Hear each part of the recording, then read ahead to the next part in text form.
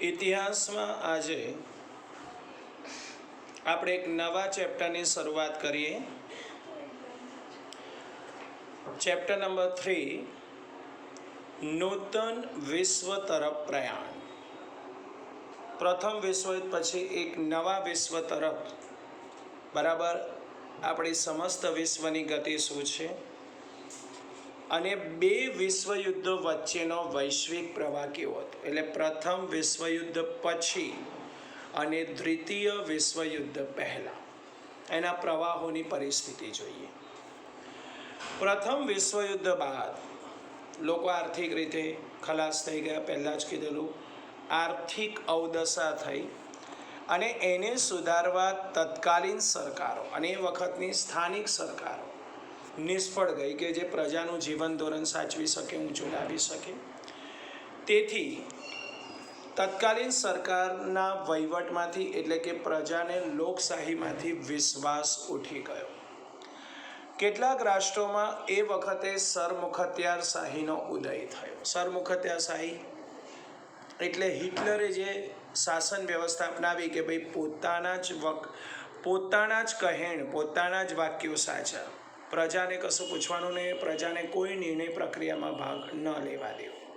સરમુખત્યારશાહીનો ઉદય થયો અને જેના પરિણામે દ્વિતીય વિશ્વયુદ્ધનું જે સર્જનાત્મક પરિબળ બન્યું, એટલે આમ આપણે સાદી ભાષામાં કહીએ તો દ્વિતીય વિશ્વયુદ્ધનું સર્જનાત્મક સૌથી મોટું, બરાબર, પરિબળ કયું હતું? સરમુખત્યારશાહીનો ઉદય. હવે આ સંદર્ભે આપણે આ ઘટનાક્રમ સમજીએ. પહેલો ઘટનાક્રમ હતો ઇટાલીમાં ફાંસીવાદ, જર્મનીમાં નાઝીવાદ અને જાપાનમાં, એવું કહેવાતું હતું, જાપાનમાં લશ્કરવાદ.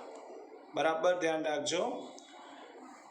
બરાબર, ઇટાલીમાં ફાંસીવાદ, જર્મનીમાં નાઝીવાદ અને જાપાનમાં લશ્કરવાદ.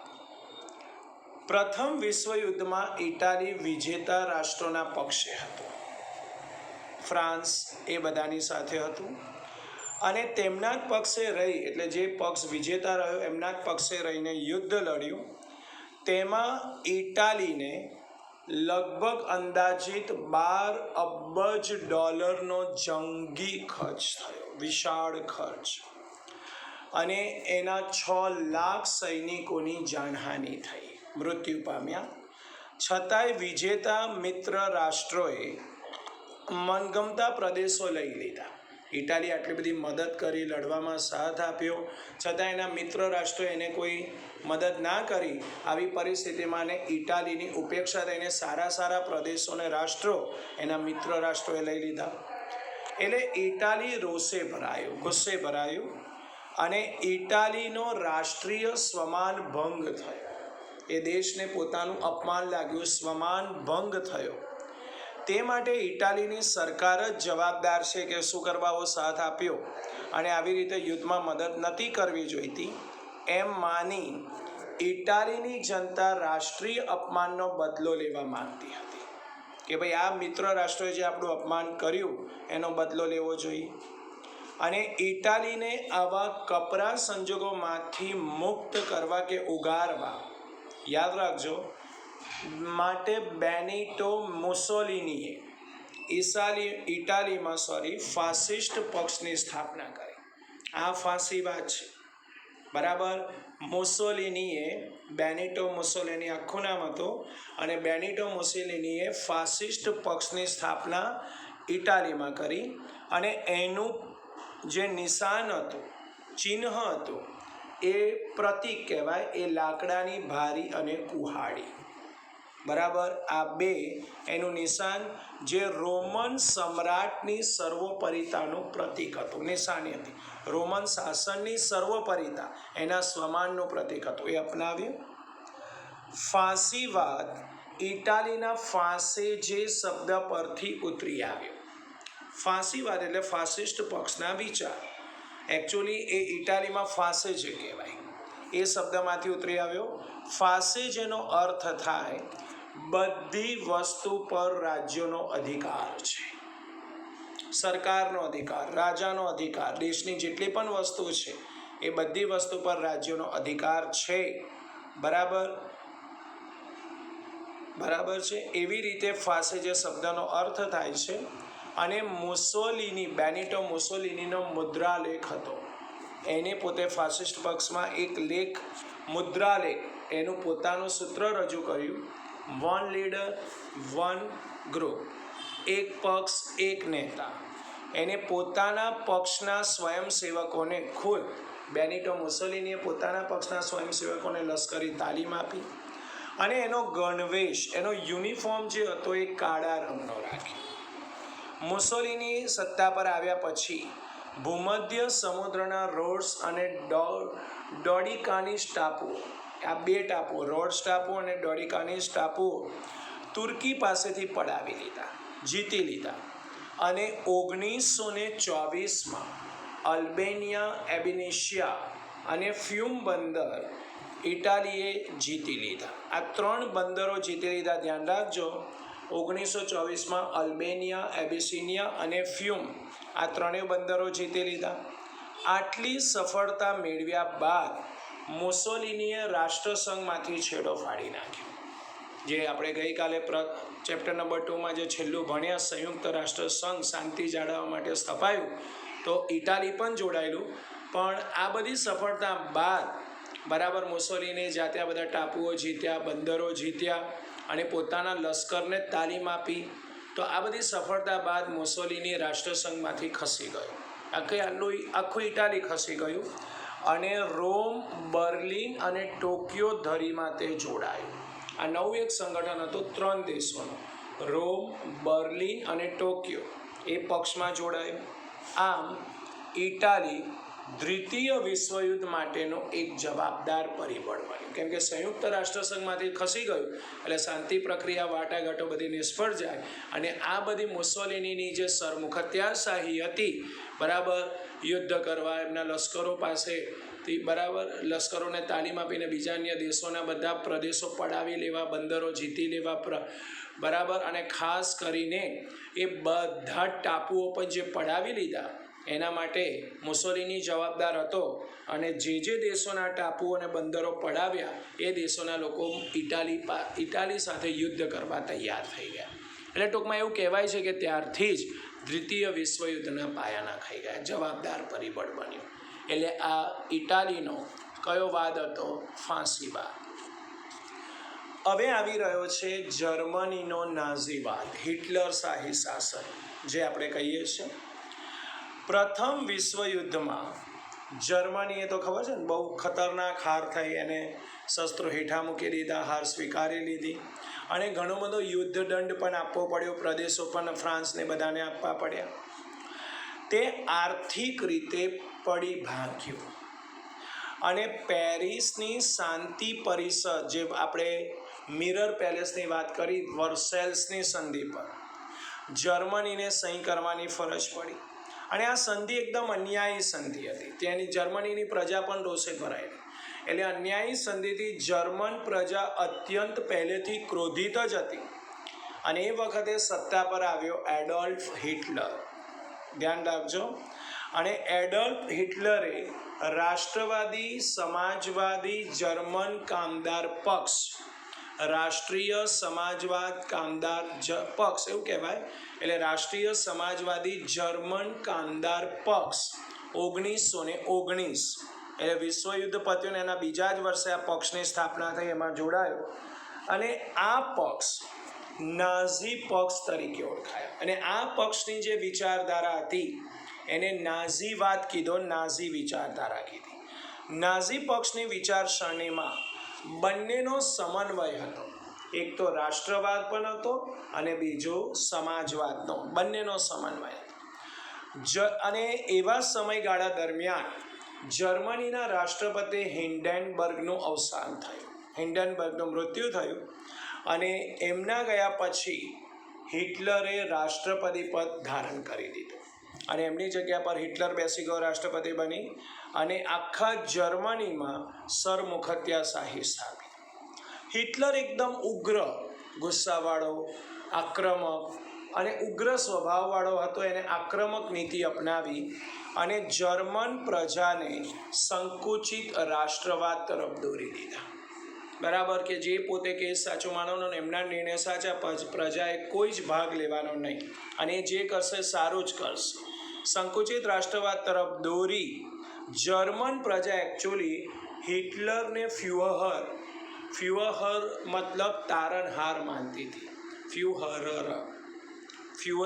ફ્યુહરરનો મતલબ થાય તારણહાર, બચાવનાર. અને જર્મન પ્રજાએ પોતાના બધી જ સત્તા, બધી જ બાબતો હિટલરને સોંપી દીધી. હવે તમે જે કરો તે સાચું એવું સમર્પી ગઈ.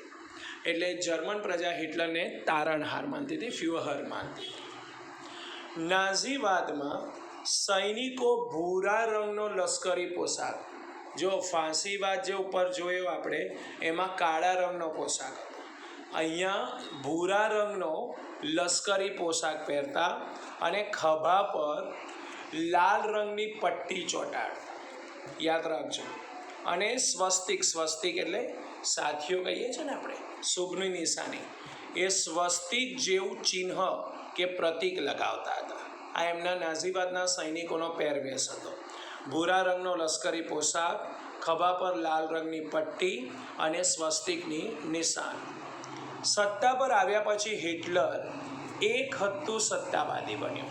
પોતાનો નિર્ણય સાચો, પોતાનું શાસન એને વિસ્તાર્યું અને એનો સ્વભાવ યુદ્ધપ્રિય હતો. પોતાના આજુબાજુના દુશ્મન દેશો, મિત્ર રાષ્ટ્રોના પ્રદેશો પડાવવામાં તે હોશિયાર હતો. એ યુદ્ધપ્રિય સ્વભાવ સ્પષ્ટપણે જોવા મળ્યો અને તેનું મુખ્ય ધ્યેય જર્મનીમાં એક મહત્ત્વની સત્તા સ્થાપિત કરવી અને તરીકેના ઉદયનું હતું. પરંતુ તેની નીતિઓનું લક્ષ્ય જર્મન જાતિના શુદ્ધિકરણ, એટલે એને પ્રજાને એવી રીતે ભાઈ જર્મન પ્રજાનું અમે શુદ્ધિકરણ કરી રહ્યા છે, જર્મન પ્રજાને બચાવી રહ્યા છે અને જર્મની દેશને પણ એ લોકો સાચવી રહ્યા છે. એના નામે યાદ રાખજો, શુદ્ધિકરણના નામે યહૂદીઓ, જીપ્સીઓ અને માનસિક રીતે વિક્ષિપ્ત કે અસ્થિર વ્યક્તિઓને નાશ કરવાનો. એટલે એ જર્મનમાં જે પણ યહૂદીઓ હતા, જીપ્સીઓ હતા અને માનસિક રીતે જે અસ્થિર વ્યક્તિઓ હતા, પાગલ, એ બધાનો નાશ કરવાનો એનો મુખ્ય ઉદ્દેશ હતો. બીજા વિશ્વયુદ્ધના અંત સુધીમાં અસંખ્ય યુરોપિયાના જે યહૂદીઓ હતા એમને હિટલરે મારી નાખ્યા, જે યુરોપમાંથી આવ્યા હતા જર્મનીમાં. એ યહૂદીઓનો ખાત્મો બોલાયો. જે એકચ્યુઅલી જે યહૂદીઓનો નાશ કર્યો હિટલરે, યહૂદી એટલે યુરોપિયનો, જે જર્મનમાં હતા, જર્મન પર શાસન કરવા બેસી ગયેલા અને પડાવી લીધા હતા. બરાબર, પ્રથમ વિશ્વયુદ્ધના અંત પછી અને છેલ્લે સંધિ કરી એમાં એ નરસંહાર કર્યો. એને જર્મનની ભાષામાં હોલોકાસ્ટ કહેવાય. યાદ રાખજો, બહુ મોટો યહૂદીઓનો નરસંહાર થયો, એને હોલોકાસ્ટ કહેતા હતા. હિટલરનો વિસ્તારવાદ, પડોશી દેશો સાથેના લશ્કરી પગલાં અને ચોક્કસ જૂથ, ના કીધું યહૂદીઓનો જ અને જીપ્સીઓનો નાશ કરવાની નીતિ, આ બધા કારણોસર દુનિયાના મોટા મોટા દેશો ઉશ્કેરાયા અને હિટલરની વિરોધ ગયા. અને આ કારણોસર હિટલરની આ નીતિઓને કારણે સમગ્ર વિશ્વ બીજા વિશ્વયુદ્ધ તરફ આગળ વધ્યું, દોરી ગયા. પછી આવ્યું જાપાનમાં લશ્કરવાદ. ધ્યાન રાખજો, ત્રીજો વાદ, ફાંસીવાદ, નાઝીવાદ અને લશ્કરવાદ. પ્રથમ વિશ્વયુદ્ધ બાદ જે આપણે કારણે જે શરૂઆત આપણે કરી હતી 1919ની વર્સેલ્સ સંધિ, જે મિરર પેલેસમાં થઈ હતી. જાપાનને પોતાની ધારણા મુજબ ચીનના પ્રદેશનો લાભ મળ્યો નહીં. એમાંય ચીને બરાબર જાપાનને દગો દીધો, નુકસાન કર્યું. પહેલા વિશ્વયુદ્ધમાં જાપાને ચીનની સાથે યુદ્ધ લડ્યું તો મદદ કરી, છતાંય ચીને અમુક પ્રદેશોનો લાભ જાપાનને ના આપ્યો. જર્મનીના ઘણા સંસ્થાનો ઇંગ્લેન્ડ અને ફ્રાન્સને વહેંચી લીધા. જાપાને બધા વિજેતા પક્ષને, બધી મિત્ર પક્ષને મદદ કરી હતી, પણ જ્યારે જીતી ગયા અને જ્યારે પ્રદેશો વહેંચવાની વાત આવી, સંસ્થાનો વહેંચવાની વાત આવી, ત્યારે ઇંગ્લેન્ડ અને ફ્રાન્સે જર્મનીના ઘણા સારા પ્રદેશો વહેંચી લીધા. આનાથી જાપાનને દુઃખ થયું, ઘણો અસંતોષ થયો કે મેં ખોટા લોકોને મદદ કરી. 1921-22ની વોશિંગ્ટન પરિષદમાં ઇંગ્લેન્ડ અને અમેરિકાના નૌકાદળ દળના ફક્ત 35% નૌકાદળ રાખવાની દરખાસ્ત જાપાનને સ્વીકારવી પડી જબરજસ્તી, કેમ કે ઇંગ્લેન્ડ અને અમેરિકાએ પણ એ સ્વીકાર્યું કે ભાઈ અમારા નૌકાદળમાં 35% જ સૈનિકો અમે રાખીશું. એ દરખાસ્ત જાપાનને સ્વીકાર. એટલે જાપાનનું જે નૌકાદળ છે, ધ્યાન રાખજો શું કીધું, જાપાનનું જે નૌકાદળ છે એમાં ઇંગ્લેન્ડ અને અમેરિકાના 35% સૈનિકો રહેશે જાપાનના નૌકાદળમાં, અને એ દરખાસ્ત એને સ્વીકારવી પડી. તેને સખાલિન અને સાઇબિરિયાના ટાપુ ખાલી કરવા પડે જાપાનને, ઇંગ્લેન્ડ અને અમેરિકાના કહેવાથી. તેથી જાપાનનો જે નવો યુવા વર્ગ હતો, બરાબર, એ નારાજ હતો. એમને એવું કીધું, આ તો અન્યાય છે ખુલ્લેઆમ, અમે તમને યુદ્ધમાં આટલી મદદ કરી, તમે અમને એકચ્યુઅલી અન્યાય પહેલેથી જ કર્યો, પ્રદેશ વેચ્યા ત્યારે સંસ્થાનો હોય છે, અને હજુ પણ તમે અન્યાય કરી રહ્યા છો. અમેરિકા અને ઇંગ્લેન્ડની દાદાગીરી વધી ગઈ, નુકસાન વધારે કરતા હતા, જાપાન કશું બોલતું નહોતું. એટલે જાપાનનો યુવાન વર્ગ નારાજ થયો, અને આ સમય દરમિયાન જાપાનમાં ચૂંટણી થઈ, ઇલેક્શન થયું, અને એમાં લશ્કરી ઢબના શાસનની તરફેણ કરનારા પક્ષો, જે લશ્કરી જે સરમુખત્યાર પક્ષ છે, એ શાસન કરનારા જે પક્ષો હતા એની તરફેણમાં ચૂંટણીનો પક્ષ જીતી ગયો. એટલે જે હિટલર જેવો સરમુખત્યાર ધરાવતો લશ્કરી શાસન ધરાવતા જે પક્ષો હતા એમને બહુમતી મળી, અને જાપાનમાં લશ્કરી રાષ્ટ્રવાદે વિસ્તારવાદની નીતિ વ્યાપક. હવે તો યુદ્ધો કરીને હારેલા જ કે જે છીનવેલા બધા પ્રદેશો છે એને બરાબર જીતી લો, એ વિસ્તારવાદની નીતિ અપનાવી. અને જાપાનને રાષ્ટ્રસંઘની સમિતિમાં કાયમી સભ્યપદ ના મળ્યું, જે ઇંગ્લેન્ડ અને અમેરિકાએ તો છોડી જ દીધો હતો, બરાબર, પણ ઇંગ્લેન્ડને બધાને કાયમી સભ્યપદ આપ્યું, જે જાપાનને ના મળ્યું. જાપાનની સામ્રાજ્યવાદી પ્રવૃત્તિઓને પણ પશ્ચિમના દેશો પછી ના રોકી શકે. પછી એને તો વધારે જનૂની બની, બરાબર, ઉગ્ર બની, દુનિયાના બધા દેશો તરફ વિસ્તારવાદની નીતિ અપનાવી, અને પશ્ચિમના દેશો એની વિરોધ થઈ ગયા. અમેરિકા, ઇંગ્લેન્ડને બધા એ રોકી શક્યા નહીં, અને જાપાને મંચુરિયા કબજે કરી. યાદ રાખજો, જાપાને મંચુરિયા કબજે કરી, ત્યાં મંચુકો સરકાર સ્થાપી દીધી, મંચુરા પ્રદેશમાં 1932માં. તે ઉપરાંત જાપાને કોરિયા, મોંગોલિયા, શાન્ટુંગ અને ચીનના કેટલાક પ્રદેશો કબજે કર્યા, જીતી લીધા, બરાબર, અને જર્મની તેમજ ઇટાલી સાથે સંબંધો સુધારી. જર્મની સાથે રહ્યો, કેમ કે ત્યાં લશ્કરવાદ હતો, ઇટાલીની સાથે રહ્યો, એટલે નાઝીવાદ ને ફાસીવાદની સાથે, બરાબર, ખાસ કરીને કયો વાદ આવી ગયો, જાપાનનો લશ્કરવાદ. એટલે આ ત્રણેય વાદ ભેગા થઈ ગયા, ઇટાલી, જર્મની અને જાપાન, બરાબર, આ ત્રણેયની સાથે જોડાઈ પોતાનો સામ્રાજ્યવાદનો દોર જાપાને છૂટો મૂક્યો. સમ્રાટ મેઈજી પછી, અને આ બધો વિસ્તારવાદ કરનાર સમ્રાટ મેઈજી હતો, એ પછી 1936માં ગાદી આવેલ શહેનશાહ હિરોહિટોએ, જે રાજા હતો હિરોહિટોએ જે ગાદી પર આવ્યો, એને પણ જાપાનની આ વિસ્તારવાદની પ્રવૃત્તિઓને શું આપ્યું, ઉત્તેજન આપ્યું.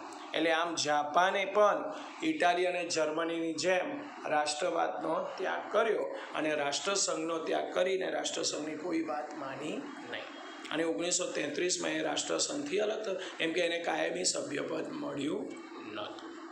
ખ્યાલ આવી ગયો. આ નીતિ એને અપનાવી, અને સૌથી ખરાબ પરિસ્થિતિ બીજા વિશ્વયુદ્ધ પહેલાં થઈ, વૈશ્વિક મહામંદી. આ એક બહુ મોટું કારણ હતું બીજા વિશ્વયુદ્ધ, 1929-30. યુરોપના મોટાભાગના રાષ્ટ્રોના વડાઓ, જે પ્રધાનો હતા, સત્તા પર હતા, એવી ધારણા હતી, એવો અંદાજ હતો કે પ્રથમ વિશ્વયુદ્ધના અંતે વિશ્વની યુદ્ધેતર સમસ્યાઓ, એટલે કે યુદ્ધ પછીની જે સમસ્યાઓ છે એનો અંત આવી જશે. યુદ્ધેતર, યુદ્ધ પછીની સમસ્યાઓનો અંત આવી જશે પ્રથમ વિશ્વયુદ્ધ પછી. પરંતુ એમની આ ધારણા ખોટી પડી, અને એકાએક અમેરિકામાં વોલ સ્ટ્રીટ જે કહેવાય, અમેરિકાનું વોલ સ્ટ્રીટ એટલે મોટામાં મોટું શેર બજાર છે, એ શેર બજારમાં ઘણા મોટા પ્રમાણમાં લોકો શેર વેચવા આવ્યા, વેચવા જ માંડ્યા, એટલે આખું બજાર તૂટી પડ્યું. શેર વેચવા આવતા શેરની કિંમત અત્યંત ભયજનક રીતે તૂટવા માંડી, ભાવ ગગડવા માંડ્યા, કંપનીઓ બરબાદ થવા માંડી, શેરની કિંમત વોલ સ્ટ્રીટમાં તૂટવા માંડી. અને વિવેચકોએ, જે ક્રિટિક્સ હતા, જે આ બધું લખાણ લખનારા હતા, એમને એ વોલ સ્ટ્રીટ સંકટના નામે ઓળખાય, વોલ સ્ટ્રીટ રિસ્ક, બરાબર, ફિયર ઓફ વોલ સ્ટ્રીટ સંકટના નામે ઓળખાય. અને આ ઘટના બની હતી 24 ઓક્ટોબર 1929ના રોજ. અને આ સંકટે વિશ્વભરની આર્થિક નીતિઓને ડામાડોળ, કેમ કે દુનિયાભરની સારી સારી કંપનીઓ, એના શેરના ભાવ, એનું લિસ્ટિંગ, એનું મૂડીરોકાણ બધું અમેરિકામાં હતું. અને અમેરિકાના લોકોએ બધાએ જ શેર વેચવા માંડ્યા, વોલ સ્ટ્રીટના બધા ભાવ તૂટી ગયા, મંદી આવી ગઈ. અને આ સંકટ અમેરિકા સાથે જેટલા પણ રાષ્ટ્રો જોડાયેલા હતા અને એમના શેરો બધા વોલ સ્ટ્રીટમાં ખરીદાતા વેચાતા હતા, એ બધાની આર્થિક સ્થિતિ પડી ભાંગી, ડામાડોળ, બરાબર હલાવી મૂકી. જેમાં ત્યાં એક કારણ હતું, જેમાંથી વૈશ્વિક મહામંદીનું શું થયું, સર્જન. અને વિશ્વના મોટાભાગના રાષ્ટ્રો આ મહામંદીના પ્રભાવ નીચે આવે, કંપનીઓ બંધ થવા લાગી, આવક હતી નહીં, મૂડીરોકાણ થયું નહીં, લોકો બેકાર બનવા માંડ્યા, ઉત્પાદન ઘટી ગયું, લોકોની ખરીદ શક્તિ જ ના રહી. આ મંદીની બરાબર છે કારણે, આ મંદીના બધા લક્ષણો છે. ગ્રેટ બ્રિટન, જે ઇંગ્લેન્ડ કહેવાતું હતું, ગ્રેટ બ્રિટન જેવી મહાસત્તાને પણ એમનું ખબર છે ને, બ્રિટનનું ચલણ કયું, પાઉન્ડ. પાઉન્ડ સામે જે અનામત સોનાનો જથ્થો રખાય, તો એ સોનાના જથ્થાની નીતિ ત્યજવી પડી કે તમે જે પણ પાઉન્ડ કે બધું ચલણ છાપો, એની સામે એટલા જ મૂલ્યનો સોનાનો જથ્થો તમારે અનામત રૂપે રાખવો પડે. પણ એ કાયદો ત્યારે બદલવો પડ્યો, કેમ કે ગોલ્ડ હતું નહીં અને પાઉન્ડનું બધું મૂલ્ય ઘટવા માંડ્યું હતું. એનો પ્રભાવ દુનિયાના અન્ય રાષ્ટ્રો, જે બ્રિટન સાથે ધંધો કરતા હતા, એનો પ્રભાવ વિશ્વના અન્ય રાષ્ટ્રોને આંતરરાષ્ટ્રીય વ્યાપાર ઉદ્યોગ પર એની અસર થઈ. એટલે કે આંતરરાષ્ટ્રીય વ્યાપાર ઉદ્યોગ પડી ભાગ્યા, કેમ કે પાઉન્ડનું મૂલ્ય, ડોલરનું મૂલ્ય, બધું મૂલ્ય ઘટતું જ ગયું, કોઈ વેલ્યુ જ ના રહી. અને અમેરિકા જેવા સમૃદ્ધ રાષ્ટ્રોએ જે પણ આર્થિક નીતિ દેશને આગળ લાવવાની ઘડી હતી એના ઇકોનોમિસ્ટોએ, અર્થશાસ્ત્રીઓએ, એની શું કરી, અવગણના કરી. અને એ વખતની સરકારે કડક નિયંત્રણો લાદ્યા, સ્ટ્રિક્ટ રેગ્યુલેશન્સ, ચુસ્ત નિયમો બનાવ્યા, બરાબર, મંદીમાંથી બહાર લાવવા. અને વિશ્વ વ્યાપાર લગભગ ઇન્ટરનેશનલ, આંતરરાષ્ટ્રીય વેપાર જે ચાલતો હતો, એ જે પહેલાં ચાલતો હતો એ ઘટીને લગભગ 50% પર આવી ગયો, અડધો થઈ ગયો. એટલે આમ દ્વિતીય વિશ્વયુદ્ધની આ વિશ્વ વ્યાપાર ઘટી ગયો, દુનિયાના દેશો વિસ્તારવાદની ને સામ્રાજ્યવાદની નીતિઓ અપનાવતા, આ બધા જ પરિબળોને કારણે દ્વિતીય વિશ્વયુદ્ધની રૂપરેખાનું શું થયું, સર્જન થયું. તો 4 પરિબળો હતા: ઇટાલીનો ફાંસીવાદ, જર્મનીનો નાઝીવાદ, અને ખાસ કરીને જાપાનનો લશ્કરવાદ, અને ચોથું મહામંદી, વૈશ્વિક મહામંદી. આ 4 પરિબળોને કારણે દ્વિતીય વિશ્વયુદ્ધની રૂપરેખાનું શું થયું, સર્જન થયું. બરાબર, બસ આજે અહીં સુધી જોયેલું છે. અને આટલી બાબતોમાં ખાસ કરીને જોઈ લેજો કે આમાં કોઈ તમને ડાઉટ હોય કે સમજણ ના પડે તો જણાવજો, ફરી શીખવાડીશું. પણ એમાં ફાંસીવાદ, નાઝીવાદ ને લશ્કરવાદ, આ ત્રણેય મોસ્ટ ઇમ્પોર્ટન્ટ છે. અને એમાંય જર્મનીનો નાઝીવાદ જે હિટલરે વિકસાવેલો, એ શોર્ટ નોટમાં ઘણીવાર પૂછાય છે. લશ્કરવાદ એટલો પૂછાયો નથી, પણ નાઝીવાદ પૂછાય છે, એ ધ્યાન રાખજો. અને દ્વિતીય વિશ્વયુદ્ધની જે પરિસ્થિતિનું સર્જન છે, વોલ સ્ટ્રીટમાં ક્યારે આ બધું મુશ્કેલી થઈ, 24 ઓક્ટોબર 1929, આ બધું ધ્યાન રાખજો, ઓબ્જેક્ટિવ ટાઈપ ક્વેશ્ચન. બરાબર, તો બાકીના દ્વિતીય વિશ્વયુદ્ધને એના પરિબળોની ચર્ચા હવે આપણે આવતા લેક્ચરમાં કરીશું.